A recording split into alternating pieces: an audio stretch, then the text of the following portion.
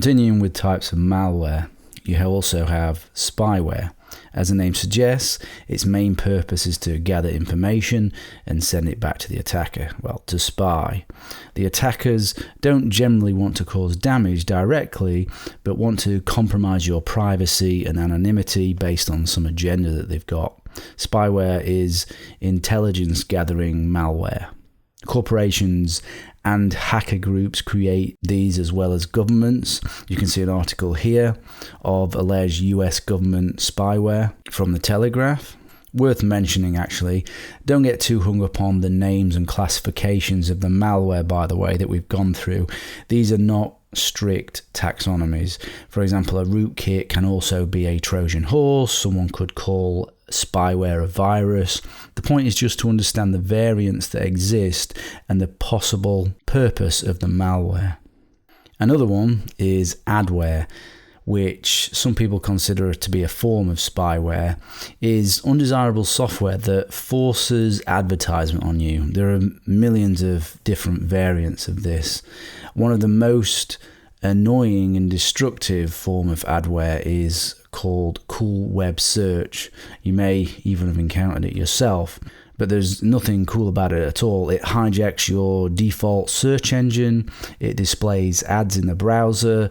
When you click on links, it sometimes takes you to places that it wants you to go to instead of where you want to actually go to, and it actively defends itself from being removed and getting rid of it. So it's particularly hard to shift, and there are many variants of it that have affected millions of people. When an adware or malware takes over your browser in this way, it's known as browser hijacking, and you might hear that term more throughout the course. You should always pay particular attention when installing software, because often a software installer includes optional installs such as this browser hijacker that we've just mentioned. So you can see here optional installs, and what you've got here is installs that are going to be potential adware. So be very careful what you agree to install. Always opt for the custom installation and deselect anything that is not familiar, especially optional software that you never wanted to download and install in the first place. It goes without saying that you should not install software that you don't trust. Sometimes your device might come with adware pre-installed if you're particularly unlucky. One of the worst cases was Lenovo pre-installing Superfish adware that not only served you adverts based on what it knew about you from spying on you, it also included a self-signed certificate allowing your browser's TLS and SSL encryption to be bypassed. So not very good of Lenovo there. In fact, I would never buy a Lenovo laptop again after that and all the rest of the things that Lenovo have done.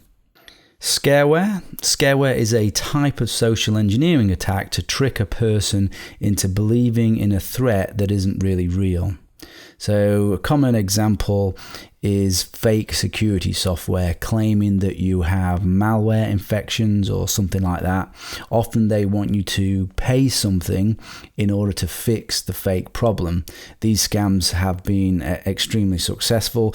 You can see here personal antivirus software. It's identifying all of these fake vulnerabilities, and then it's going to keep popping up. It's going to keep causing problems on your machine, and then people are fooled into paying for something to remove the fake viruses.